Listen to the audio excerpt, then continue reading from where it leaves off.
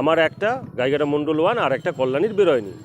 আমরা অনেকবার গেছি আমাদের নেতৃত্বর কাছে, রাজ্য নেতৃত্বের কাছে, সেন্ট্রালের নেতৃত্বের কাছে, যে এই দ্রুত বের করা উচিত, না হলে পরে এখানের যে এসআইআর হচ্ছে, সিএর কী হচ্ছে, বুথের যারা আছে, কোনো রকম কোনো হিসাব নিকেশ নেই, কিচ্ছু নেই একদম। মানে ওটা সব থেকে গাইঘাটার মধ্যে সব থেকে বড় মণ্ডল, 4টে অঞ্চল নিয়ে। আপনারা ভাবুন, 72টার উপরে হচ্ছে বুথ।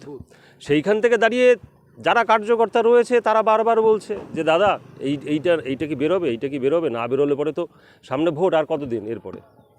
তারপরে উপর থেকেও বলা হয়ে গেছে যে এই মণ্ডলটা বের করে দিতে আসবে আর বলবে যে না, এই সমাধান সূত্র ওনার কাছেই তো, উনি চাইলে পরে ওনার প্যাড বের করে উনি লিখে সিলটা করে সাইনটা করলেই হয়ে যায়।